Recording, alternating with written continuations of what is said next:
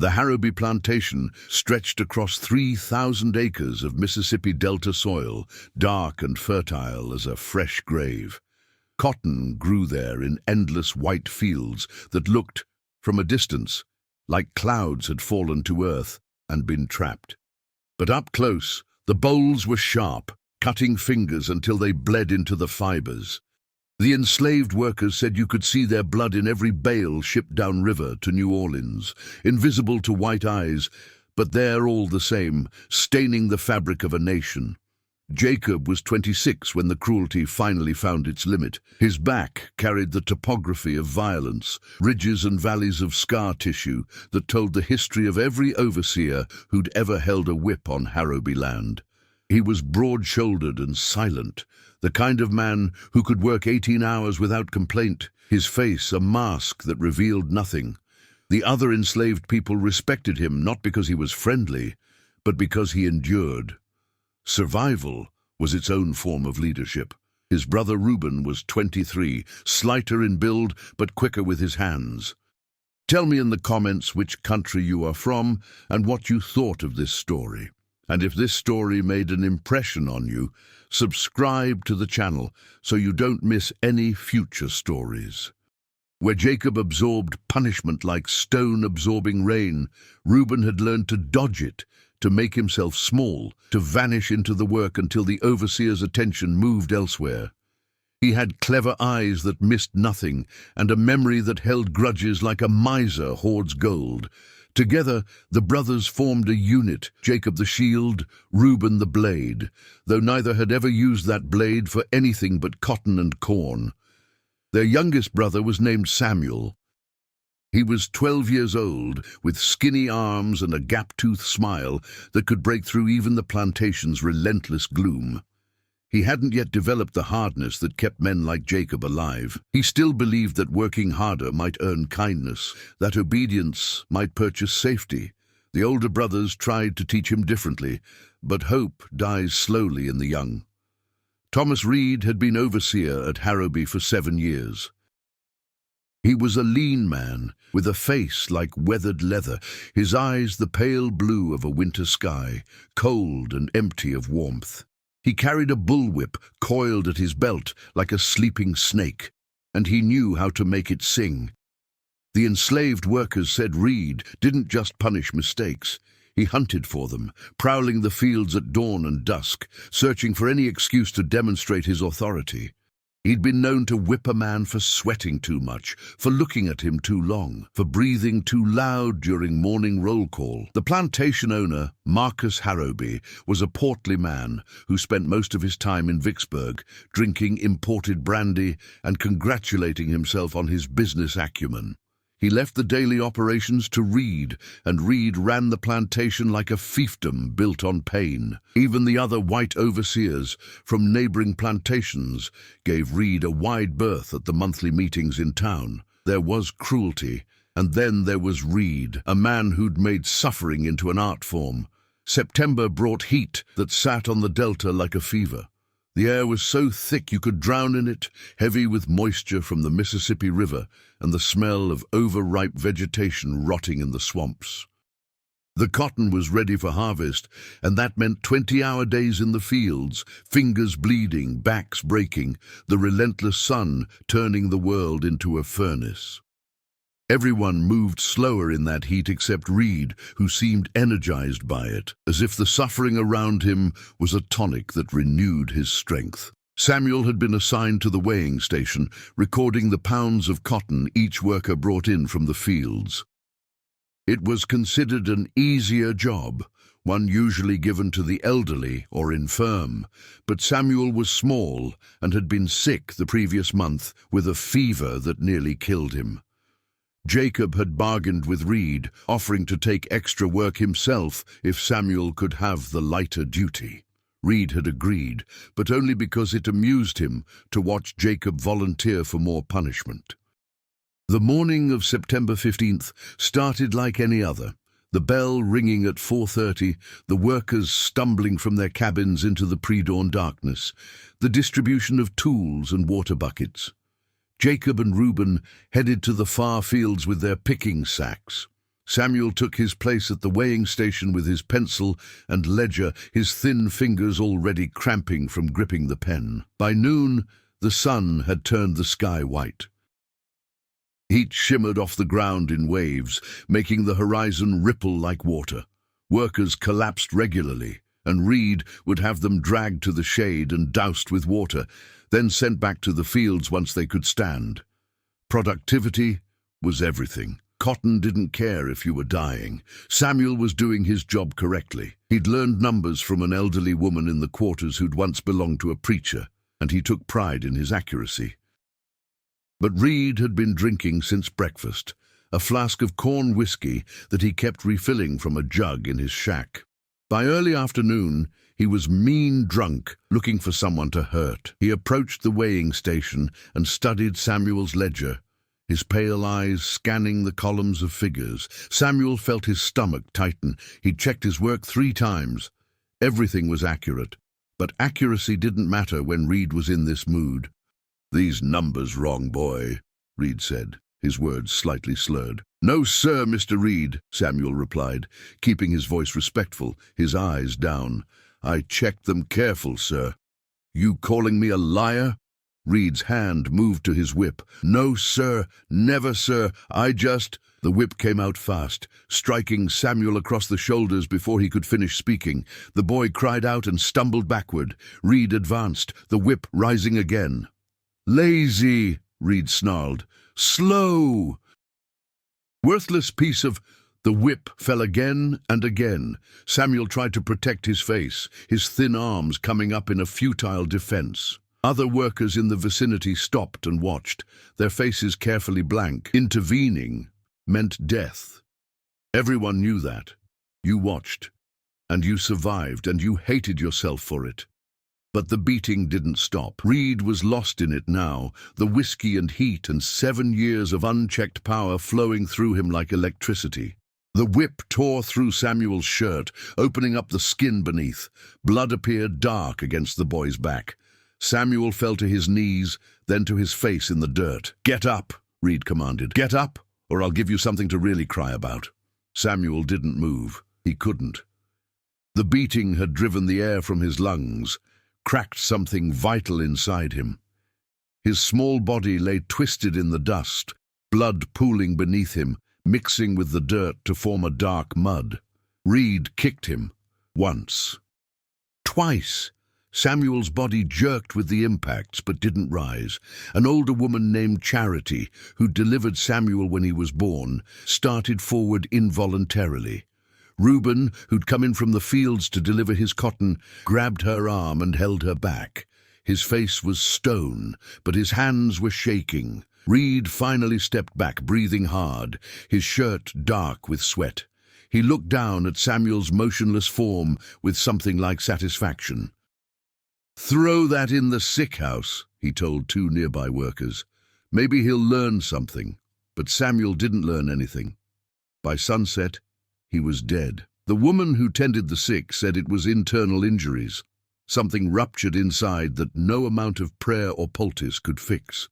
She washed his small body and wrapped it in clean cloth, crying the whole time. Samuel's gap-toothed smile was gone, replaced by the slack expression of the dead. He looked even younger in death, like a child who'd fallen asleep and forgotten to wake up. Jacob and Reuben were told after the evening meal, a bowl of cornmeal mush and a piece of salt pork no bigger than a thumb. They stood outside the sick house in the gathering darkness, looking at their brother's body, and something fundamental shifted in the architecture of their souls. There's a point where endurance becomes complicity, where survival at any cost becomes its own form of death. They'd reached that point and passed it. They buried Samuel in the slave cemetery after midnight, a plot of ground at the edge of the swamp, where the dead rested in unmarked graves. The preacher spoke words from Scripture, his voice barely above a whisper. The other enslaved workers stood silent, their grief a palpable weight in the humid air. Reed didn't attend.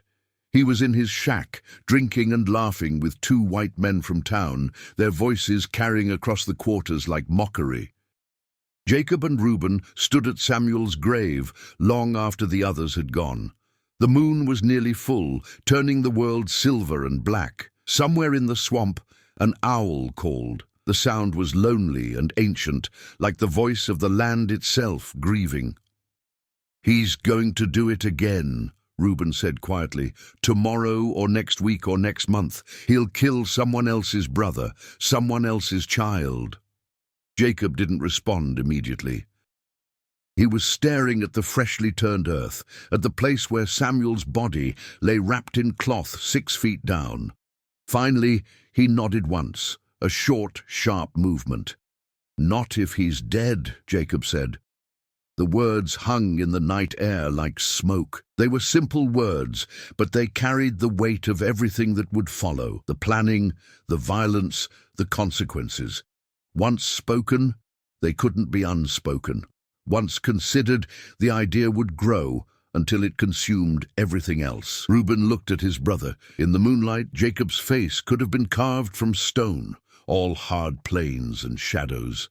But his eyes were alive with something new, something that hadn't been there before. It wasn't quite anger. Anger was hot and quick. This was colder, more patient. This was the slow, certain knowledge that some debts could only be paid in blood. "The cotton gin," Reuben said after a long moment. "He checks it every night before bed. Makes sure no one's stealing oil or damaging the equipment. Goes there alone." Jacob turned to look at him. The brothers' eyes met, and an understanding passed between them that needed no words. They'd worked together their entire lives, their movements synchronized in the fields, their thoughts running in parallel channels. Now those channels converged on a single point: Thomas Reed, and the machine that had been the source of their suffering for so long. The cotton gin at Harrowby Plantation was a massive thing, a testament to Eli Whitney's genius and the industrial hunger of the South. It sat in its own building near the main barn, a wooden structure with a tin roof that rang like thunder when it rained. The machine itself was a marvel of gears and cylinders, powered by a team of mules walking in an endless circle, turning the mechanism that separated cotton fiber from seed. The teeth were iron, sharp and unforgiving, designed to rip seeds from cotton bolls with ruthless efficiency. Men had lost fingers to those teeth. One woman had lost an entire arm 2 years ago, pulled in when her sleeve caught in the mechanism. The day after Samuel's burial dawned grey and oppressive, the sky heavy with clouds that threatened rain but refused to release it. Jacob and Reuben moved through their work with mechanical precision, their faces revealing nothing. They spoke to no one about what they were planning. The other enslaved workers sensed something had changed, the way animals sense an approaching storm, but no one asked questions. Questions were dangerous. Ignorance was protection. Reed was in a good mood, which made him even more unpredictable. He'd received a bonus from Marcus Harrowby for exceeding the previous year's cotton yield, and he celebrated by purchasing a new whip from a traveling salesman, one with a braided leather handle and a fall made of rawhide that cracked like a gunshot. He demonstrated it enthusiastically throughout the day, snapping it near workers' heads, laughing when they flinched. The brothers watched him. They studied his patterns, his routines, the rhythm of his days. Reed was a creature of habit, they realized. He took his lunch at the same time every day, inspected the fields in the same order, ended each evening with the same ritual. After supper, he'd walk the perimeter of the plantation buildings, checking locks and equipment. The cotton gin was always his last stop. He'd spend 10 minutes inside examining the machine, testing the gears, ensuring everything was ready for the next day's work. Then he'd return to his shack, drink himself into a stupor, and sleep until dawn. That routine would kill him. Reuben was assigned to the gin house that week, helping to process the cotton that came in from the fields. It gave him access to the building, time to learn its layout, to understand how the doors worked, how the machine operated. The gin was fed from above, with workers pushing cotton into a hopper that fed down into the machinery. The teeth grabbed the cotton and pulled it through narrow slots, separating fiber from seed with brutal efficiency. The seeds fell into one bin, the clean cotton into another. The whole process was loud, the gears grinding, the mules snorting, the wooden building creaking under the strain of the mechanism. But at night, the building was silent and empty. The mules were returned to their stable. The workers went back to the quarters. Only Reed would enter alone to perform his inspection. Jacob spent his days in the far fields, but his mind was in the gin house, planning every detail. They'd need to time it perfectly. Reed had to be inside the building, away from help, with no chance of escape. The doors would need to be secured, not locked, because that would raise immediate suspicion, but blocked somehow, held shut long enough for the deed to be done. And then there was the question of what to do with the body. Reed couldn't simply disappear. That would bring investigators, questions, possibly even authorities from Vicksburg. No, it had to look like an accident. The gin had injured people before. It was dangerous machinery. Everyone knew that. If Reed were found dead inside, torn apart by the very mechanism he'd forced others to work with, it would be tragic but not suspicious. Just another casualty of the industrial machinery that was transforming the South into a cotton-producing empire. The brothers met in the darkness between cabins on the third night after Samuel's death. The moon was waning, offering less light, which suited their purposes. Around them, the quarters were quiet, the exhausted workers sleeping the deep, dreamless sleep of the overworked. "Tomorrow night," Jacob said. His voice was barely a whisper. "He's been drinking more, moving slower. Tomorrow." Reuben nodded. "I've left the hopper open. Wedged the feed mechanism so it won't engage automatically. We'll need to start it manually once he's inside. Can you do that from outside? There's a lever on the exterior wall. Original design in case of emergency. I've tested it. It works." Jacob was silent for a moment, thinking through the implications. Once they pulled that lever, there was no going back. Thomas Reed would die, and die badly. The machine would tear him apart the way it tore apart cotton bolls, with the same mechanical indifference. The brothers would become murderers, though in truth they'd argue they were already less than human in the eyes of the law, property rather than people, so could property commit murder?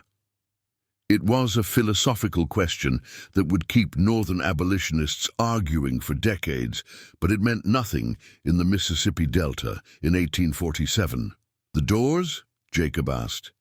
"I've loosened the hinges on one, tightened the other. The loose one will open easy from outside, hard from inside. The tight one won't budge at all once it's shut. We close them both, throw the barrel brace across. He's trapped. And after, we run straight to the swamp. I've been watching the patrols. There's a gap in their pattern around midnight. We'll have maybe 3 hours before anyone notices we're gone. The bloodhounds will track us, but if we make it to the deep water, we've got a chance." It wasn't much of a plan. The odds of successful escape were minimal. Runaway slaves were almost always caught, especially this deep in Mississippi, surrounded by plantation country for 100 miles in every direction. The bloodhounds were legendary, capable of following a scent for days. The patrollers were brutal, authorized to shoot runaways on sight if they resisted capture, and if they were caught, the punishment would be worse than death, torture designed to serve as an example to others who might consider rebellion. But staying meant watching Reed kill someone else. It meant carrying Samuel's death like a weight until they died themselves, bent and broken by cotton and cruelty. At least this way, they'd strike back. At least this way, Reed would pay for what he'd done. "I'm ready," Jacob said simply. The next day passed with agonizing slowness. Every hour felt like a week, every minute stretched to breaking. Jacob worked in the fields with his usual silent efficiency, but his mind was elsewhere, running through the plan again and again, looking for weaknesses, for points of failure. Reuben worked in the gin house, pretending to process cotton while actually making final preparations, adjusting the machinery, positioning tools, ensuring everything would work exactly as planned. Reed was drunk by mid-afternoon, which was earlier than usual. One of the house slaves had spilled tea on his new whip, and he'd beaten her unconscious before Marcus Harrowby's wife had intervened, scolding Reed for damaging valuable property. Embarrassed and angry, Reed had retreated to his shack with 2 bottles of whiskey, and by the time the sun set, he could barely walk straight. This was good for the brothers' purposes. A drunk Reed would be slower to react, easier to overcome if something went wrong. But it also made him more unpredictable, more likely to deviate from his routine. They'd planned for Reed at his sharpest. A drunk man might do anything. The evening meal was distributed at 7. Cornbread and beans, a sliver of meat for those who'd exceeded their cotton quota. Jacob and Reuben ate mechanically, forcing food down throats tight with tension. Around them, the other workers talked in low voices, discussing the day's events, making plans for the precious few hours of rest before the bell rang again at dawn. Old Charity, the woman who'd delivered Samuel, sat down beside Jacob. She was nearly 70, her face a map of wrinkles, her hands twisted with arthritis from decades of fieldwork. She looked at him with eyes that had seen too much, that understood more than they should. "Samuel was a good boy," she said quietly. "Sweet child. Didn't deserve what happened." Jacob nodded, not trusting himself to speak. "Whatever you boys are planning," Charity continued, her voice so soft only he could hear, "you be careful. The Lord sees everything, judges everything. Make sure what you do is worth the price you'll pay." She stood and walked away before Jacob could respond, leaving him staring into his bowl of beans, his appetite gone completely. Did she know? Had they been that obvious? Or was she just an old woman who'd learned to read the signs of approaching violence the way sailors read approaching storms? It didn't matter. The plan was set. At 10 o'clock, Reed staggered out of his shack and began his nightly rounds. Jacob and Reuben watched from the shadows near the quarters, tracking his progress by the light of his lantern. He moved from building to building, checking doors, peering into windows, the lantern swinging wildly as he walked. The gin house was his last stop, just as they'd anticipated. Reed pulled open the door and stepped inside, lifting his lantern high to illuminate the massive machinery. The gears gleamed dully in the lamplight, like the teeth of some sleeping monster. Reed set the lantern on a workbench and began his inspection, running his hands over the mechanism, checking for damage or wear. Jacob and Reuben moved silently from the shadows. They'd wrapped cloth around their feet to muffle their footsteps, and they approached the gin house like ghosts, insubstantial and silent. Reuben reached the door first. He positioned himself beside it, one hand on the frame. Jacob moved to the opposite side, his massive frame tense and ready. Inside, Reed was muttering to himself, his words slurred and incoherent. The smell of whiskey wafted from the building, mixing with the scent of cotton oil and old wood. He'd moved deeper into the structure, examining the hopper mechanism, his back to the door. Reuben caught Jacob's eye. A silent question passed between them. This was the moment. Once they acted, there was no return, no possibility of forgiveness or mercy. They'd cross a line that had never been crossed at Harrowby Plantation, commit an act that would echo through the generations. Slaves did not kill overseers. It was unthinkable. It was revolution in miniature, a challenge to the entire system that kept them bound. Jacob nodded. Once, final. They moved simultaneously, each brother taking a door. The hinges were well oiled, and the doors swung shut with barely a sound. Reuben threw the wooden brace across, securing them. Inside, Reed looked up, suddenly aware that something was wrong. He moved toward the door, his expression shifting from confusion to anger. "Who's there?" he shouted. "Open this door, that's an order!" The brothers didn't respond. Reuben ran to the exterior wall where the emergency lever was located. It was stiff from disuse, but he put his full weight on it, and slowly, reluctantly, the mechanism engaged. Inside the building, the gin house suddenly came alive.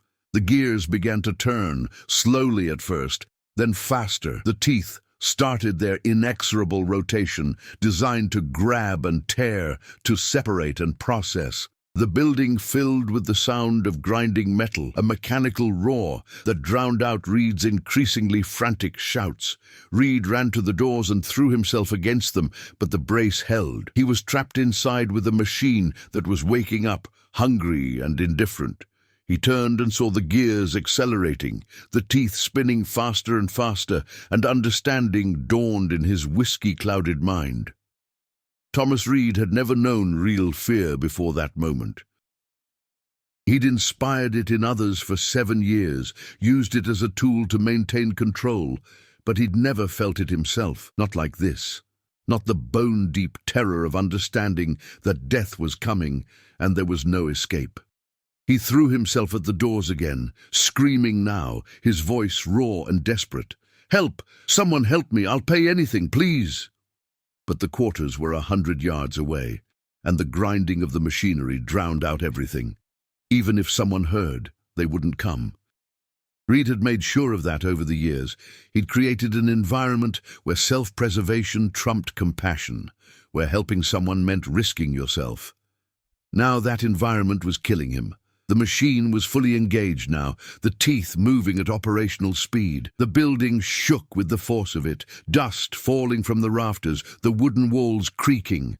Reed backed away from the doors and looked wildly around for another exit. There were 2 windows, but they were high on the walls, small and barred to prevent theft. He couldn't reach them, and even if he couldn't fit through. He was trapped in a wooden box with a machine that existed solely to tear things apart. Outside, Jacob and Reuben stood silent, listening to the sounds from within. Reed's screams had become continuous, a high-pitched wail of terror that cut through even the noise of the machinery. The brothers' faces were stone, but their hands were clenched into fists so tight their nails drew blood from their palms. "Jacob," Reuben said quietly, "we could stop it. We could still—" "Samuel," Jacob interrupted. His voice was flat, empty of emotion. "Remember Samuel." Reuben closed his eyes, and when he opened them, the momentary weakness was gone. He nodded. They both knew there was no going back. Reed's death was already written. They were just the instruments of its execution. Inside the gin house, Reed made a desperate decision. If he couldn't escape through the doors or windows, he'd have to stop the machine itself. There was a main drive shaft that connected all the gears, and if he could jam it or break it, the whole mechanism would grind to a halt. He grabbed a wooden pole used for feeding cotton into the hopper and ran toward the machinery. It was the worst decision he could have made. The moment the pole touched the spinning gears, they seized it and tore it from his hands with such force it dislocated his shoulder. Reed screamed and stumbled backward, cradling his arm, but his momentum was wrong, his footing uncertain on the oil-slicked floor. He fell, his body sliding toward the machinery like a sacrifice approaching an altar. His leg hit the teeth first. The iron gears grabbed his foot and pulled, indifferent to his screams, to the sudden fountain of blood. Reed tried to pull back, but the machine was stronger, designed to process thousands of pounds of cotton daily. A human body was nothing, just another substance to be broken down, separated into component parts. The gears pulled him in inches at a time. His leg twisted and broke, bones snapping like dry wood. Blood sprayed across the mechanism, making it slick, helping the gears grip better. Reed's screams reached a pitch that barely sounded human, more like an animal caught in a trap, understanding its death but unable to prevent it. He grabbed at the wooden floor, his fingernails tearing, leaving bloody trails as the machine pulled him inexorably inward. His other leg went in next, caught by the relentless teeth. The sound of grinding became wetter, punctuated by cracks and pops as the machinery processed flesh and bone with the same efficiency it processed cotton bolls. Reed's scream stopped abruptly when his chest hit the gears. There was a horrible crunching sound, and then only the grinding of the machinery, steady and mechanical, doing what it was designed to do. Outside, the brothers heard the moment Reed died. The scream stopped, and there was only the machine, grinding and processing. They stood frozen, listening as the minutes stretched out. 5 minutes. 10. The machinery worked through its grisly task with mechanical precision, breaking everything down into smaller and smaller pieces. Finally, Jacob moved to the lever and shut the machine down. The gears slowed, then stopped. The building fell silent, except for the creaking of wood and the drip of liquid falling from the mechanism onto the floor. They waited another 10 minutes, ensuring the machinery was completely still. Then Reuben carefully removed the brace and pulled open one of the doors. The lantern Reed had brought was still burning on the workbench, casting flickering shadows across the interior. The scene inside was worse than anything they'd imagined. The cotton gin was designed to separate fiber from seed, to process plant matter. It had done the same to Thomas Reed, reducing him to constituent parts, scattered across the mechanism and floor. Blood covered everything, dark and thick, still dripping from the gears. Pieces of cloth from Reed's shirt and pants were wound around the teeth, and mixed with it all were pieces of Reed himself, unrecognizable fragments of what had been, 15 minutes earlier, a living man. Jacob felt his stomach heave, but he forced the nausea down. They couldn't afford weakness now. This had to look like an accident, like Reed had gotten too close to the machinery while drunk, been caught by it, and pulled in before he could escape. It was plausible. Similar accidents had happened before. The machinery was dangerous, everyone knew that. "We need to position him," Reuben said, his voice shaking slightly. "Make it look like he fell in from the side, not the front." They spent 15 minutes rearranging the scene, using long poles to shift what remained of Reed's body, careful not to leave footprints in the blood. They scattered cotton around the area, as if Reed had been inspecting a batch and gotten too close. They knocked over the lantern, making it look like he dropped it when the machine caught him. Every detail had to be perfect. Finally, they stepped back and surveyed their work. In the dim light, it looked convincingly like an accident. A drunk man, careless machinery, tragic but not suspicious. The amount of damage to the body would be attributed to how long the machine had run before anyone found him. It was morning workers who'd discover the scene, hours from now, by which time the brothers would be deep in the swamp. They cleaned their hands as best they could in the water barrel outside, then separated. Reuben headed back toward the quarters to collect the small bundle of supplies they'd hidden. Dried meat, a canteen of water, a knife Jacob had stolen from the tool shed weeks ago. Jacob went to the edge of the property, where the cultivated land met the wild swamp, finding the spot they'd chosen as their entry point. The swamp at night was a living thing, full of sounds and movement. Frogs croaked in bass chorus, insects hummed, and somewhere in the darkness an alligator bellowed. The water was black, reflecting no light, hiding depths that could swallow a man without trace. Spanish moss hung from the cypress trees like funeral shrouds, and the air smelled of rot and growth intermingled. Reuben appeared from the darkness, breathing hard, the supply bundle slung over his shoulder. They looked at each other in the faint starlight, these brothers who'd just committed murder together, who'd crossed a line that could never be uncrossed. "You ready?" Reuben asked. Jacob nodded.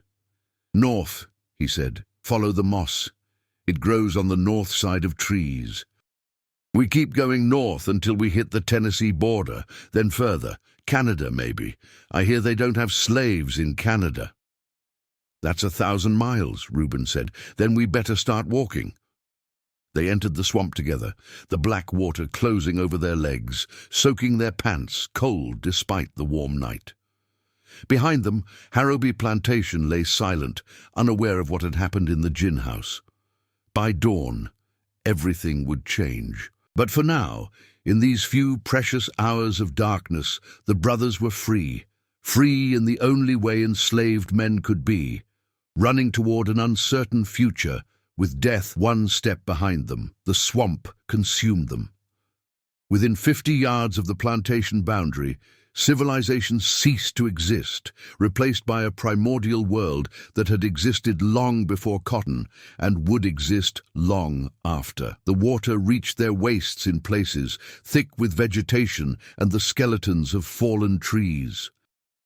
Every step was uncertain, the bottom shifting between mud and solid ground without warning. Jacob led, using the knife to hack through dense curtains of vines and moss. Reuben followed, glancing back constantly, listening for sounds of pursuit.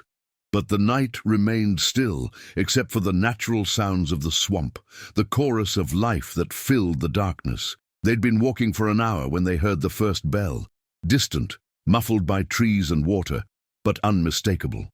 The alarm bell at Harrowby Plantation, ringing frantically. Someone had found Reed's body. "They'll send the dogs," Reuben said, "probably already on our trail." "Water confuses them," Jacob replied. "Keep moving. The deeper we get, the harder we are to track." But both brothers knew the truth. Bloodhounds could track through water, could follow a scent trail days old.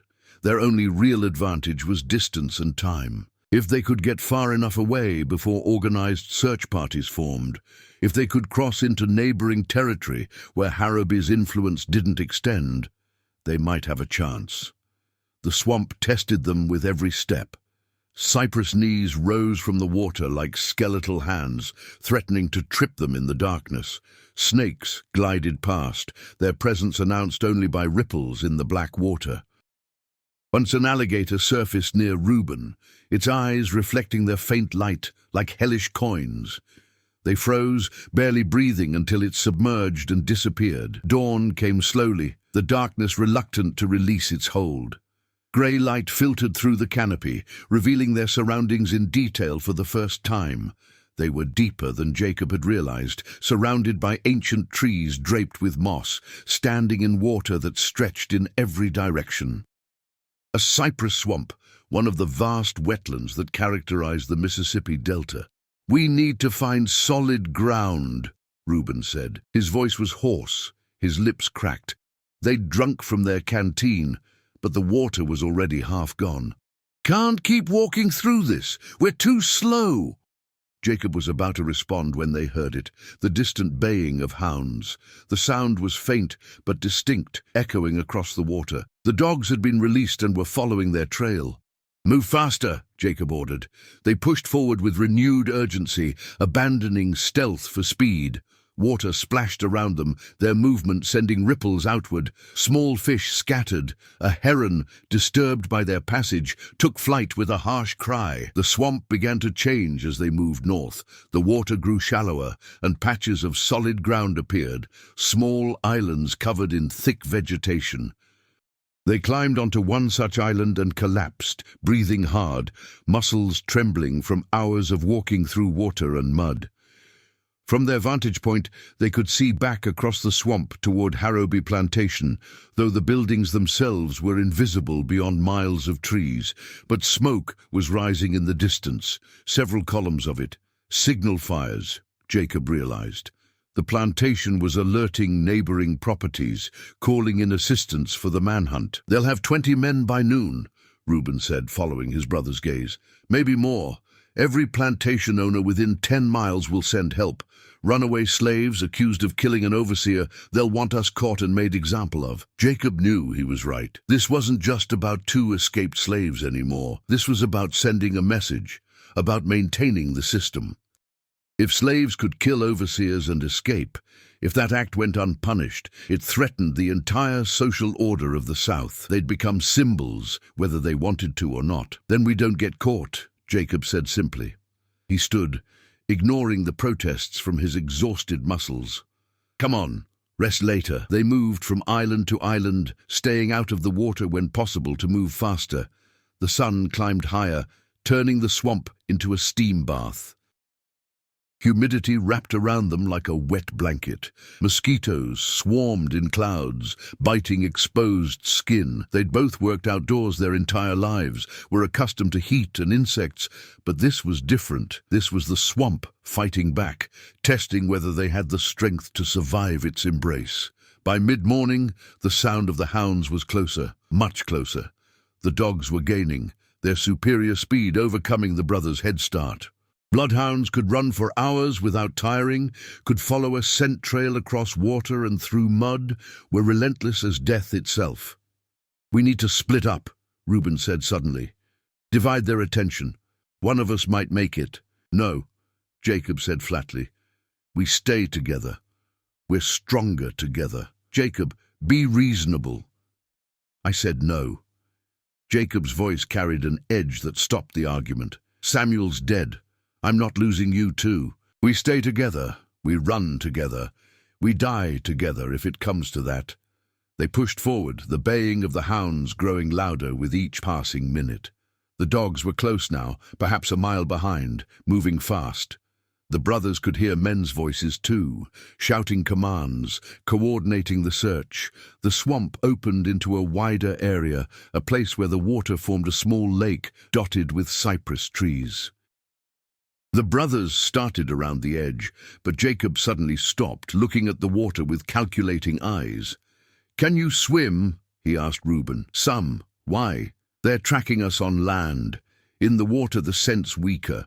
We swim across this lake, come up on the far side. Might buy us time. It was risky.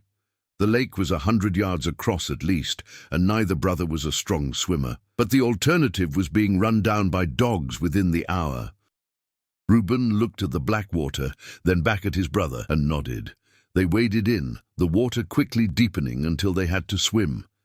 The cypress lake was murky, impossible to see through. Things brushed against their legs as they swam. Fish, plants, things they didn't want to identify. Jacob's powerful shoulders propelled him forward, his strokes efficient despite exhaustion.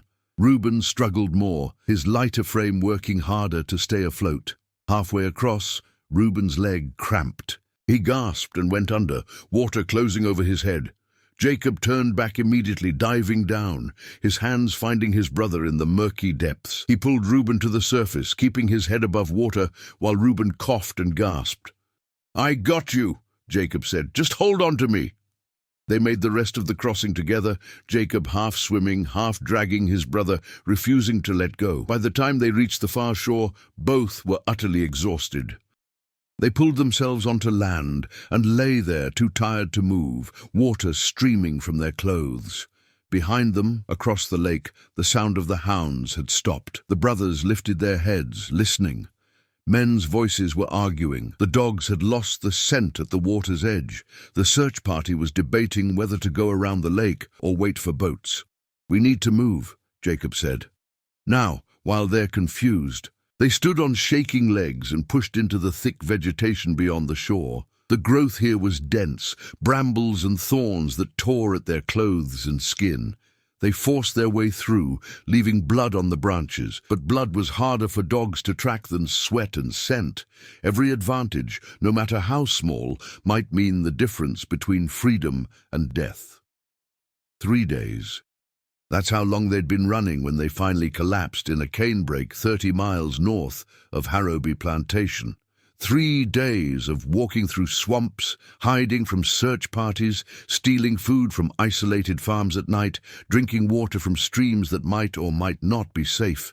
They'd lost the dogs on the second day, finally confusing the trail enough that the search parties had been forced to spread out, searching blindly rather than following a clear track. But freedom was still impossibly distant. They were in the heart of Mississippi, surrounded by plantation country in every direction. Every person they encountered was a potential threat.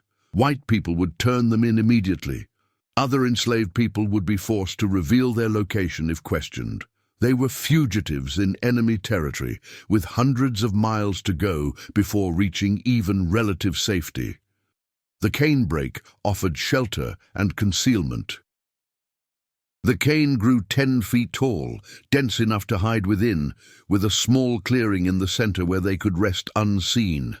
They'd found the spot at dawn and had been there ever since, sleeping in shifts, recovering from the brutal pace of the last 3 days. Jacob took the first watch while Reuben slept. He sat at the edge of the clearing, knife in hand, listening to the sounds of the forest around them. Birds called, insects hummed, normal sounds, peaceful sounds. But every snapping twig, every rustle of leaves made him tense, ready to wake his brother and run again. He thought about Samuel. The boy's face haunted him, appearing whenever he closed his eyes. That gap-toothed smile, the hopeful innocence that the plantation hadn't yet crushed. all gone now, buried in an unmarked grave, with hundreds of others who died in bondage.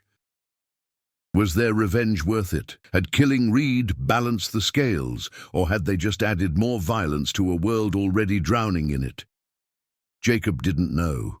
Wasn't sure he ever would, but Samuel was dead, and Reed was dead, and those two facts had to mean something, had to count for something in whatever cosmic ledger tracked the sins of the South. Jacob, Reuben's voice, quiet but urgent. Someone's coming. Jacob moved silently to his brother's side. Reuben was right. Voices were approaching through the forest, multiple people talking in low tones. The brothers tensed, ready to run, but the voices didn't sound threatening. As they drew closer, Jacob realized they were speaking in the distinctive dialect of enslaved people, not the commanding tones of white overseers or patrollers. 3 figures emerged from the cane. 2 men and a woman, all clearly escaped slaves, judging by their ragged clothes and cautious movements. The older of the 2 men, perhaps 40 years old with graying hair, stopped when he saw Jacob and Reuben, raising his hands to show he held no weapon. "Easy," he said softly. "We're not here to cause trouble. Saw your trail yesterday, been following since. Wanted to make sure you weren't patrollers pretending to be runaways." "Who are you?" Jacob asked, not lowering the knife. "Name's Moses. These are my companions, Daniel and Ruth. We're headed north, same as you, I expect." "Heard there might be 2 brothers from Harrowby running. That you?" Jacob and Reuben exchanged glances. Trust was dangerous, but these people had tracked them, could have turned them in for reward money. Instead, they'd revealed themselves, made contact. That meant something. "We're from Harrowby," Jacob admitted cautiously. "What have you heard?" Moses smiled, though it didn't reach his eyes. "Heard an overseer got himself killed by a cotton gin. Heard 2 brothers disappeared same night. Heard there's a $500 reward for information leading to their capture. Every bounty hunter in Mississippi is looking for you boys. $500. That was more money than most people saw in a lifetime. Every white person in the state would be watching for them, and plenty of enslaved people might be tempted by that kind of reward, even knowing the moral cost. "We didn't have a choice," Reuben said quietly. "He killed our brother, beat him to death for no reason." "Don't need to explain to us," Ruth said. She was younger, maybe 25, with eyes that had seen too much. "We all got reasons for running, all got blood on our hands one way or another." Moses sat down at the edge of the clearing, the others following his lead. "Look, you boys are doing everything wrong. Running straight north, leaving trail any tracker can follow. No plan beyond get away. You keep going like this, you'll be caught within a week."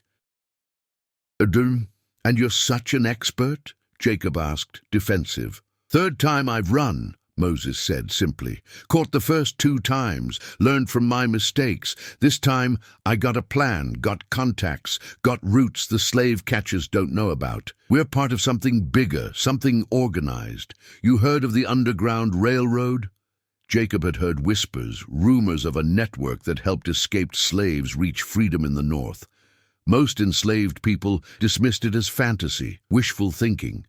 But Moses spoke of it as fact, as something real and tangible. "The railroad's real," Moses continued. "Network of safe houses, people willing to hide runaways and help them move north.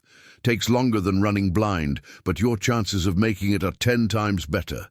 We're headed to a station north of here, place run by a Quaker woman named Sarah Blackwell. She'll hide us, feed us, then help us to the next station.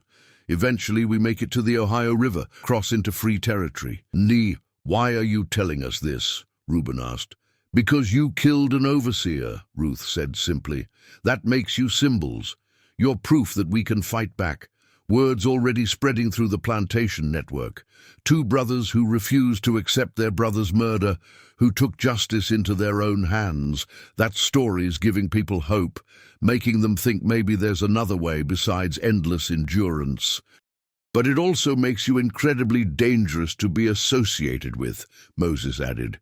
$500 bounty means every slave catcher, every bounty hunter, every poor white trash looking for easy money is hunting you specifically. You need help.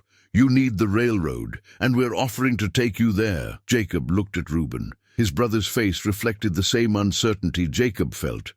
Trust was dangerous, but so was continuing alone, running blind through hostile territory. And if the Underground Railroad was real, if it offered even a chance of reaching actual freedom rather than just temporary escape, wasn't that worth the risk? "What do you want in return?"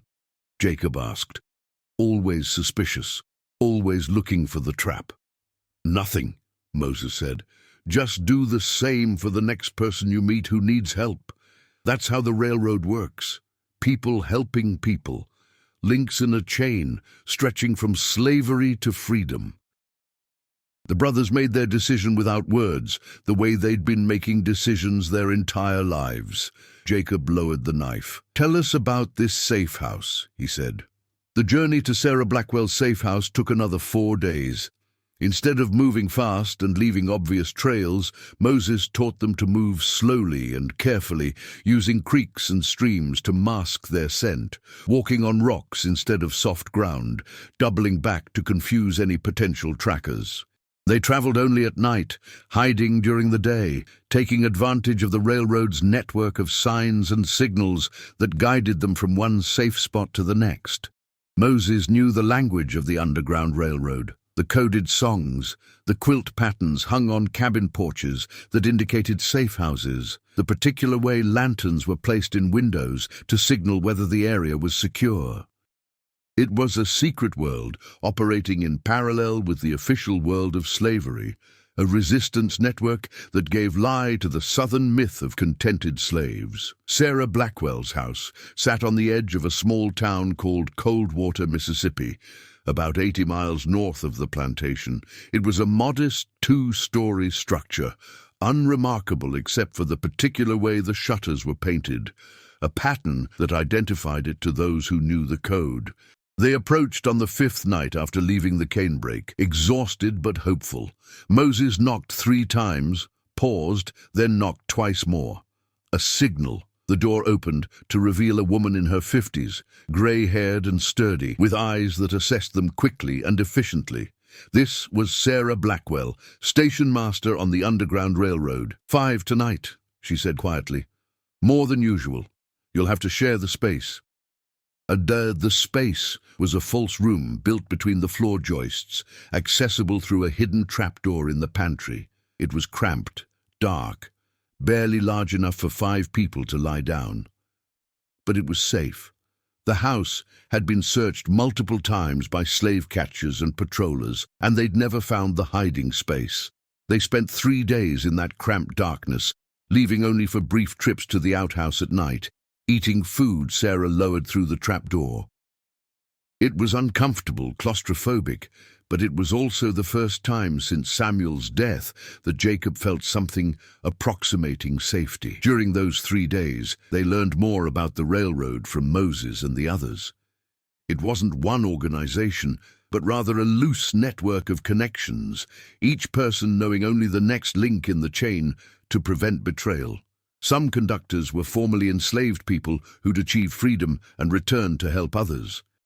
Some were white abolitionists, Quakers, and other religious folk who viewed slavery as sin. Some were free black people risking their own freedom to help their enslaved brothers and sisters. The route north was long and dangerous. From Sarah Blackwell's house, they'd moved to another safe house near Memphis. From there, north through Tennessee to Kentucky, then across the Ohio River into free territory. Even then, they wouldn't be completely safe. Slave catchers operated in free states too, kidnapping escaped slaves and returning them south for bounty. True safety lay in Canada, 1,000 miles from Mississippi. On the 4th night, Sarah came to the hiding space with news. "Patrols are moving north," she said. "Word came through that they're expanding the search for 2 brothers from Harrowby. The bounty's been increased to $1,000. They really want you boys. $1,000. Jacob felt the weight of that number. At that price, anyone might betray them, even other runaways. Money talked louder than solidarity. "We're moving you tonight," Sarah continued. "Too dangerous to keep you here longer. There's a wagon headed to Memphis. Driver owes me favors. You'll hide in a false bottom covered with supplies. It's a 2-day journey, but you'll make it in one go rather than walking." They left at midnight, climbing into the wagon's hidden compartment, a space barely 3 feet high that ran the length of the wagon bed. The driver, an elderly black man named Silas, who'd bought his own freedom 20 years earlier, loaded crates and sacks on top of the false floor, completely concealing the compartment. The ride was brutal. Every bump in the road translated directly into their cramped bodies. The heat became suffocating as the sun rose, the enclosed space turning into an oven. They had water and a little food, but breathing was difficult, the air stale and thick. Jacob could hear Reuben next to him, breathing in short, shallow gasps, struggling with the confinement. "Tell me about Canada," Reuben whispered at one point, his voice tight with fear or pain. "Moses said it's cold there, snow in winter." "Never seen snow," Jacob whispered back. "Can't even imagine it. Water falling from the sky but frozen, covering everything white." "We'll see it," Reuben said. It was as much prayer as statement. "We'll make it there. See snow, be free, find work, build a life." "Build a life," Jacob echoed. It seemed impossible, a fantasy. They'd lived their entire existence in bondage, knew nothing except cotton and obedience and fear. How did you build a life when you'd never been allowed to live one? But Samuel would never have that chance. Samuel would remain forever 12 years old, buried in an unmarked grave in Mississippi.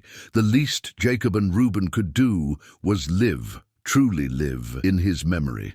The wagon stopped frequently. Twice they heard voices of patrollers questioning Silas about his cargo.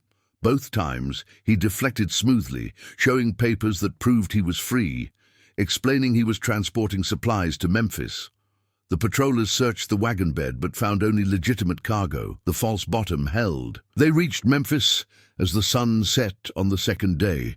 Silas drove to a warehouse on the river docks, an unremarkable building that stored cotton awaiting shipment downriver to New Orleans. But the warehouse owner was part of the railroad, and in the back, hidden behind stacks of cotton bales, was another safe house. Jacob and Reuben emerged from the wagon's compartment like men resurrected, their muscles cramped, their skin clammy with sweat, but alive and one step closer to freedom. Moses and the others climbed out too, all of them moving stiffly. "Welcome to Memphis," Silas said with a slight smile, "one step closer to the promised land." They stayed in Memphis for a week, hidden in the warehouse while arrangements were made for the next leg of their journey. During that time, Jacob heard stories from other runaways who'd passed through, tales of successful escapes and tragic captures, of families separated and reunited, of the incredible risks people took to help complete strangers achieve freedom. He also heard more about their own legend. The story of the brothers who'd killed the cruel overseer had spread through the slave network with remarkable speed. Some versions were accurate, others wildly exaggerated. In one version, they'd killed 5 overseers. In another, they'd led a slave rebellion that burned the entire plantation. The truth didn't matter as much as what the story represented. Resistance, retribution, the refusal to accept suffering passively. "You're heroes," a young woman named Grace told them one night. She was heading north too, escaping a plantation where she'd been forced into sexual slavery by the owner. "What you did gives people courage. Makes them think maybe they don't have to just endure. Maybe they can fight back." Jacob didn't feel like a hero. He felt like a killer, a fugitive, a man running from consequences rather than toward anything real. But if their story gave others hope, if it planted seeds of resistance that might one day bloom into something larger, maybe Samuel's death hadn't been completely meaningless. They left Memphis on a moonless night, part of a group of 8 runaways now, all headed north through Tennessee. The railroad's reach extended deep into the south, a testament to the courage of its conductors and the desperation of those seeking freedom. Each safe house, each successful escape, was an act of rebellion against the entire system of slavery. The journey took 6 weeks, 6 weeks of hiding, running, praying, hoping. They crossed into Kentucky, then moved north toward the Ohio River, the dividing line between slavery and freedom. At a safe house in Louisville, they prepared for the final crossing. The Ohio River was a quarter-mile wide, patrolled by slave catchers on both sides. Crossing meant risk, but it also meant freedom. On the far shore was Indiana, a free state where slavery was illegal. It wasn't complete safety. Slave catchers still operated there, but it was a beginning. They crossed on a moonless night in a small boat piloted by a white man named Thomas Garrett, a Quaker who dedicated his life to the railroad. The water was black and cold, the far shore invisible in the darkness. Jacob sat in the boat with Reuben beside him, both brothers silent, afraid that speaking might somehow curse their luck. When the boat scraped against the far shore and they stepped onto free soil for the first time, Jacob felt something shift in his chest. It wasn't joy exactly. Too much pain lay behind them for simple joy, but it was something close to it. Hope, maybe. The possibility of a future that wasn't defined entirely by suffering. They continued north through Indiana and into Michigan, finally crossing into Canada near Detroit. The moment they crossed the border, Moses stopped and turned to face the brothers. "This is it," he said simply. "You're free now. Truly free. The slave catchers can't touch you here." Jacob looked around at the Canadian wilderness, so similar to and yet utterly different from Mississippi. It was autumn now, the leaves turning colors they'd never seen before, brilliant reds and oranges and yellows. The air was cool, hinting at the winter to come, at snow they'd soon experience for the first time. "What do we do now?" Reuben asked. The question was genuine. They'd spent their entire lives being told what to do, when to wake, when to work, when to sleep. Freedom was a void they didn't know how to fill.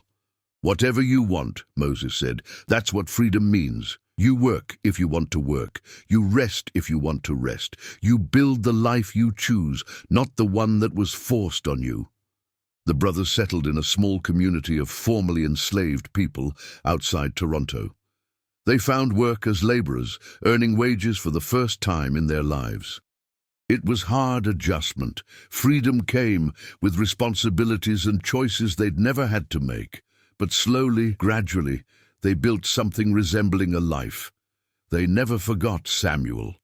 On the anniversary of his death, they'd visit the black church in town and say a prayer for their brother, for all the brothers and sisters still in bondage, for the conductors on the railroad who risked everything to help strangers find freedom. And they never forgot Thomas Reed and what they'd done. The guilt never fully left. Taking a human life, no matter how justified, leaves marks on the soul. But neither did they regret it. Reed had been a cancer, a manifestation of a system built on cruelty. Removing him had been necessary, like lancing a wound to prevent infection from spreading. Years later, after the Civil War ended and slavery was abolished, Jacob and Reuben returned to Mississippi. They wanted to see Harrowby Plantation, to face the place that had shaped them, nearly destroyed them, ultimately forced them to become something other than slaves. The plantation was abandoned, burned during Sherman's march, the fields returning to wilderness. The slave quarters stood empty, roofs collapsed, walls crumbling, and at the edge of the property, the gin house still stood, though barely. The fire that had consumed the main buildings had spared it somehow, leaving it as a monument to the violence it had witnessed. They approached cautiously, these old men now, bent by age, but still carrying the strength that had seen them through their escape.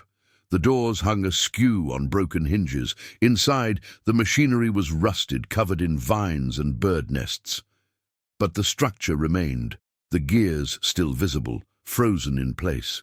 "They say it's haunted," a voice said behind them. They turned to find an elderly black woman, one of the formerly enslaved people who'd returned to the area after emancipation. "Say you can hear screams sometimes at night. Say the machinery still turns, even though it's broken, grinding away at nothing." "Just stories," Jacob said, though his voice lacked conviction. "Maybe," the woman agreed. Or maybe some places hold on to the violence done in them. Maybe blood soaks into wood and iron and never truly washes away. Jacob and Reuben left Mississippi the next day, returning to Canada, to the life they'd built in freedom. They never spoke of that visit to the gin house, never mentioned what they'd seen or felt standing in that space again after so many years. But sometimes, late at night, Jacob would wake from dreams of grinding gears and endless screams, and he'd lie in the darkness thinking about Thomas Reed, about Samuel, about all the people who died in bondage before Lincoln's proclamation freed them. And he'd wonder if they'd done the right thing, if murder could ever be justice, if violence could ever heal the wounds violence had created. He never found a satisfactory answer. But he remained certain of one thing. Samuel's death had demanded a response, and they'd given it. Whether that response was right or wrong, moral or immoral, would be for others to judge. They'd simply done what they felt necessary in a system that left them no other choice. The gin house stood for another 50 years before finally collapsing in a storm. By then, everyone who'd known its history was dead. The stories remained, passed down through generations, tales of two brothers, an overseer's cruelty, and a machine that had tasted human blood and never forgotten the flavor. Some called it murder. The formerly enslaved called it justice made of iron and blood. And in the end, perhaps both were true, like most things in this imperfect world where people struggle to survive, to maintain their humanity, to find meaning in suffering. The brothers lived into their 70s, dying within months of each other, as twins sometimes do, even when they're not twins by birth. They were buried in the Black Cemetery in Toronto, their graves marked with simple stones that bore only their names and dates. No mention of their past, their escape, their crime, or their heroism, those categories seeming inadequate to capture the complexity of lives lived in such extraordinary circumstances. But on certain nights, when the wind blows right, some say you can still hear the sound of the cotton gin running at the old Harrowby Plantation ruins. A grinding mechanical rhythm, steady and relentless, processing something invisible into something even more invisible. The sound of justice or vengeance or simply human refusal to accept the unacceptable. The sound of two heartbeats working in unison even after death.